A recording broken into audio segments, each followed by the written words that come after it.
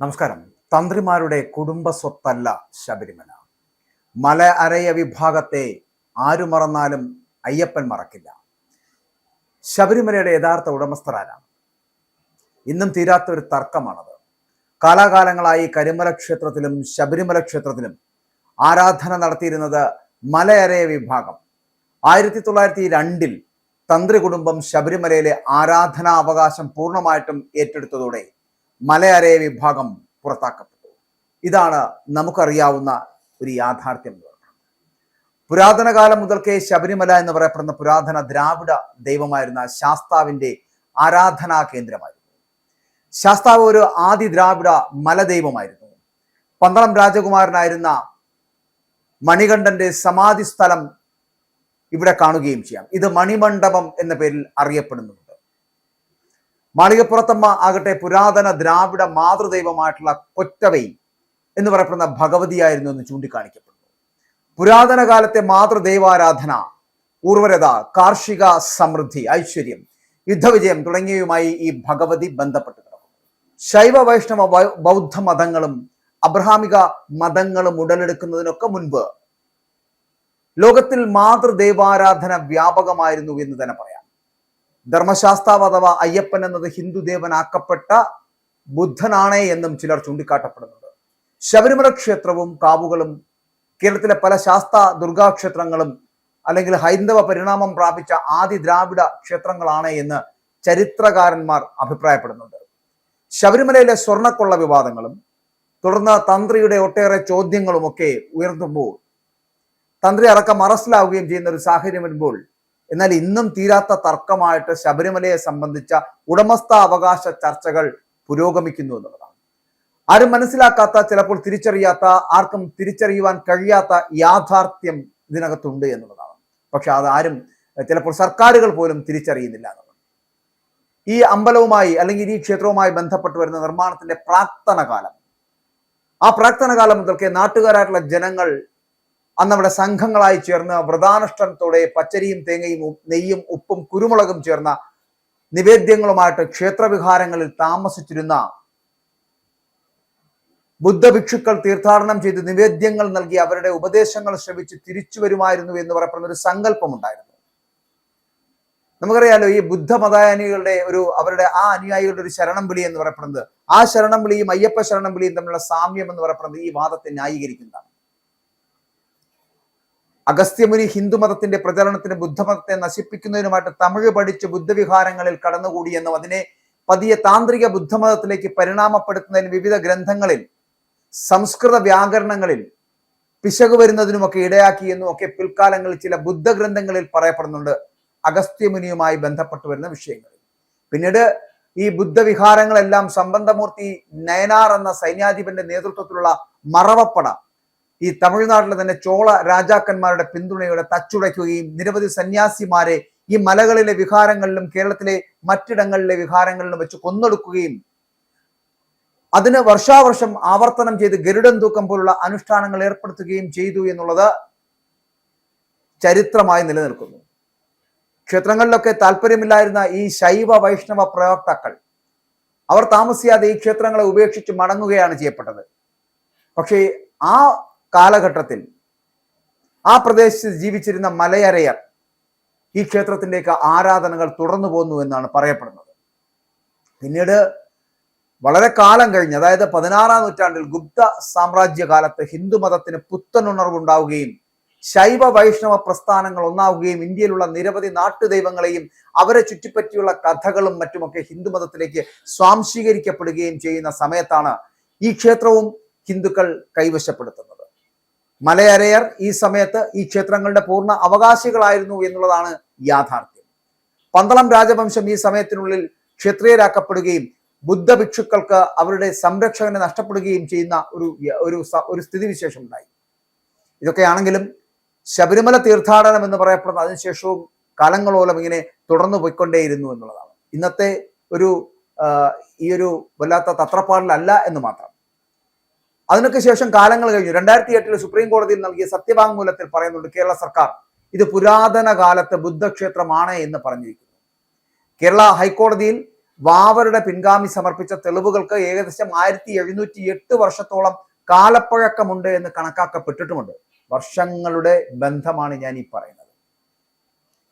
ചിരപ്പഞ്ചിറ കുടുംബക്കാർക്കുള്ള അവർക്കുള്ള അവകാശം അതുപ്രകാരവും ക്ഷേത്രത്തിൽ വീണ്ടുമൊക്കെ തീർത്ഥാടനമൊക്കെ ആരംഭിച്ച കാലഘട്ടം എന്ന് പറയപ്പെടുന്നത് 15-16 നൂറ്റാണ്ടോടു കൂടിയാണ് എന്നുള്ളതാണ് കണക്കാക്കപ്പെടുന്നത്. അവരുടെയൊക്കെ കുലദൈവമായിട്ടുള്ള ഈ ശാസ്താവിനെ ക്ഷത്രിയന്മാർ അച്ഛൻ എന്നാണ് വിളിച്ചിരുന്നത്. ബുദ്ധനെ അച്ഛനെന്നും അപ്പനെന്നും അയ്യനെന്നും വിളിച്ചിരുന്നു. അയ്യോ എന്ന് വിളിക്കുന്നത് തന്നെ അയ്യപ്പനെ ഉദ്ദേശിച്ചാണ് എന്ന് പറയപ്പെടുന്നുണ്ട്. അങ്ങനെ ഈ ക്ഷേത്രവുമായിട്ട് ബന്ധപ്പെട്ട നിരവധി ഐതിഹ്യങ്ങൾ നിലനിൽക്കുന്നു എന്നതാണ്. അപ്പോൾ ഈ ക്ഷേത്രം നിരവധി പ്രാവശ്യം തകർക്കപ്പെടുന്ന ഒരു സാഹചര്യം ഉണ്ടായി. ഈ നൂറ്റാണ്ടിൽ 1902-ലും 1950-ലും ശബരിമല ക്ഷേത്രം അഗ്നിബാധയ്ക്ക് ഇരയാക്കപ്പെട്ടിരുന്നു. 1902-ൽ ഉണ്ടായ അഗ്നിബാധയ്ക്ക് ശേഷമാണ് അതിനുശേഷം 1910-ൽ പുനരുദ്ധാരണം ചെയ്തു. അതിനുശേഷം 1950-ൽ ക്രിസ്തീയ മതമൗലികവാദികൾ ക്ഷേത്രം തീവയ്ക്കുകയും വിഗ്രഹം തകർക്കുകയും ചെയ്യുന്ന ഒരു സാഹചര്യം ഉണ്ടായി.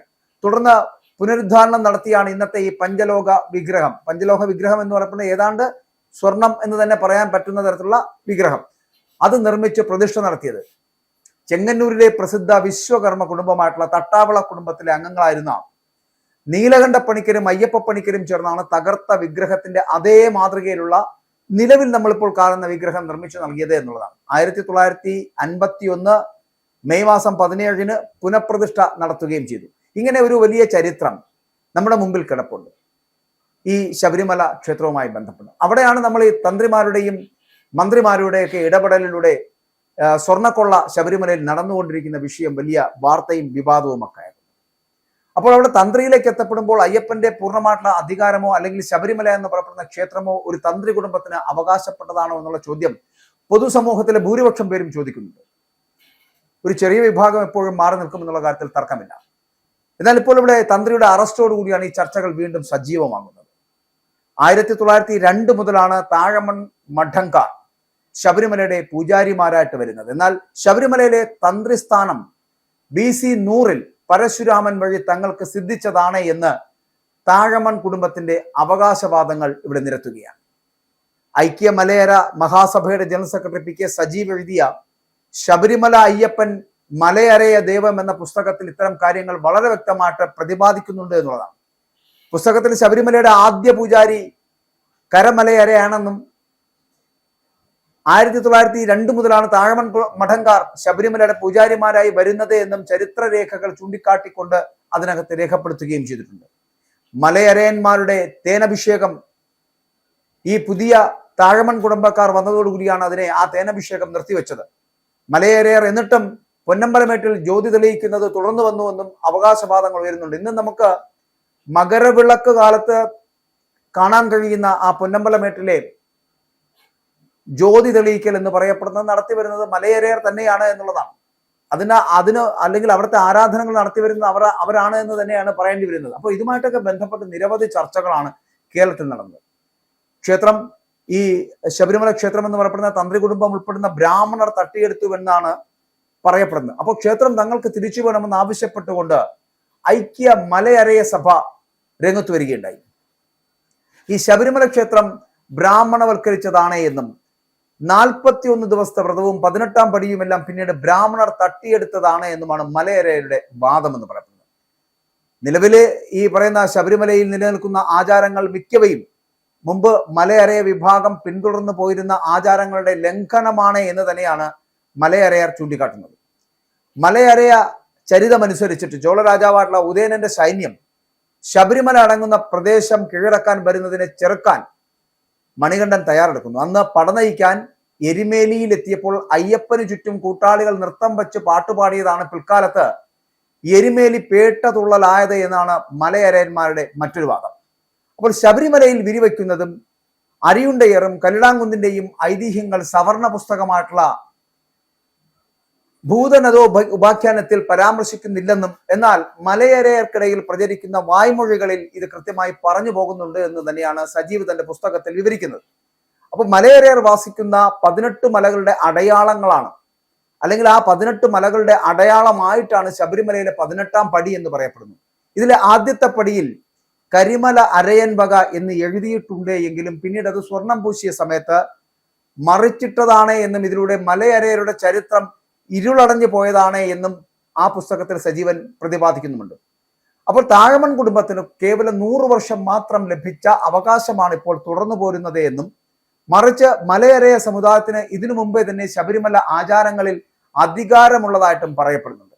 1902-ലും 1950-ലും 1950 മെയ് മാസം 20-നും ആ നടന്ന തീപിടുത്തം യാദൃശ്ചികമായി ഉണ്ടായതല്ല എന്നും, ശബരിമലയിൽ ശേഷിക്കുന്ന മലയരയ സമുദായത്തിന്റെ അടയാളങ്ങൾ നശിപ്പിക്കുന്നതിനുള്ള മനഃപൂർവ്വമായിട്ടുള്ള തീരുമാനമാകാം അതിനുള്ളത്, അല്ലെങ്കിൽ അതിനുള്ളിലുള്ളത് എന്നും കൂടി വി.കെ. സജീവ് തന്റെ പുസ്തകത്തിൽ പറഞ്ഞു വെക്കുന്നുണ്ട്. അപ്പോൾ ഇവിടെ പറയുന്നത്, ഈ ഒരു കാലഘട്ടത്തിൽ ശബരിമലയുമായി ബന്ധപ്പെട്ട് വരുന്ന വിഷയങ്ങൾ വലിയ വിവാദങ്ങളാകുന്നുണ്ട്. ആ വിവാദ കാലഘട്ടത്തിൽ പലപ്പോഴും ഇപ്പോൾ മാത്രമല്ല പലവട്ടം ഈ ശബരിമലയുടെ യഥാർത്ഥ ഉടമസ്ഥർ ആരാണ് എന്നുള്ള ചോദ്യം പലവട്ടം ഉയർന്നു വന്നിട്ടുണ്ട്.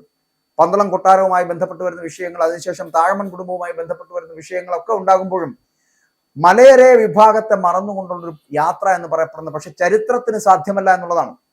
അവിടെ ചരിത്രരേഖകളിൽ എവിടെയെങ്കിലുമൊക്കെ കുത്തിവെക്കപ്പെട്ടതോ വായ്മൊഴികളായി നിലനിൽക്കുന്നതോ ആയിട്ടുള്ള കാര്യങ്ങളെ മാറ്റിമറിക്കുവാനുള്ള വലിയ ശ്രമം ഇപ്പോൾ നടക്കുന്നുണ്ട്. ഞാൻ ആദ്യം സൂചിപ്പിച്ചതുപോലെ ഒരു 100 വർഷത്തെ മാത്രമാണ്, 100 വർഷത്തെ ഒരു എക്സ്പീരിയൻസ് മാത്രമാണ് ഈ താഴമൺ കുടുംബത്തിന് ഈ അയ്യപ്പ ക്ഷേത്രവുമായി ഉള്ളത് എന്ന് പറയപ്പെടുമ്പോൾ, ഇപ്പോൾ ഉള്ള ഇവരുടെ ഈ തന്ത്രിമാരുടെ കുടുംബ സ്വത്തൊന്നുമല്ല ശബരിമല എന്ന് പറയേണ്ടി വരും. മലയരയ വിഭാഗവും അതുപോലെ തന്നെ കാലാകാലങ്ങളിലായ വനദേവങ്ങൾ എന്ന് കണ്ട് അതിനെ ആ അയ്യപ്പനെ തൊഴുവാനെത്തിയിരുന്ന പലരും അന്ന് ഈ പറയുന്ന പോലെ നമ്മളിപ്പോൾ കാണുന്ന പോലുള്ള അയ്യപ്പന്റെ സ്വർണ്ണ വിഗ്രഹങ്ങളോ അല്ലെങ്കിൽ സ്വർണ്ണപ്പാളിയോ ദ്വാരപാലക ശില്പങ്ങളിലെ സ്വർണ്ണമൊന്നുമില്ല.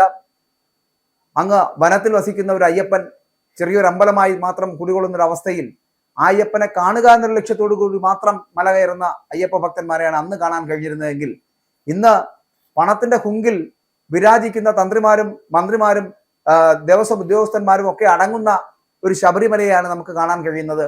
അപ്പോഴും ശബരിമലയുടെ ഉടമസ്ഥാവകാശം തങ്ങൾക്കാണ് എന്ന് ആരെങ്കിലുമൊക്കെ അവകാശപ്പെടുന്നുണ്ടെങ്കിൽ ഇത് അവർക്കാർക്കും അവകാശപ്പെട്ടതല്ല എന്നുള്ളതാണ്. ഒരു തന്ത്രിമാരുടെയും കുടുംബസ്വത്തല്ല ശബരിമല എന്ന് പറയേണ്ടിയിരിക്കുന്നു. മാത്രമല്ല സർക്കാർ വളരെ കൃത്യമായിട്ടുള്ള ഇടപെടലുകളിലൂടെ ഈ ദേവസ്വം പൂർണ്ണമായിട്ടും അധികാരം, ശബരിമലയുടെ അധികാരം കൃത്യമായിട്ടും സർക്കാരിന്റെ ഭാഗത്തേക്ക് കൊണ്ടുവരേണ്ട കാലഘട്ടം അതിക്രമിച്ചിരിക്കുന്നു. സർക്കാർ പൂർണ്ണമായിട്ടും അതിൽ അധികാരം സ്ഥാപിക്കേണ്ടതുണ്ട്. എങ്കിൽ മാത്രമേ ഇനി ഒരു നിയന്ത്രണം ശബരിമലയിൽ ഉണ്ടാകൂ.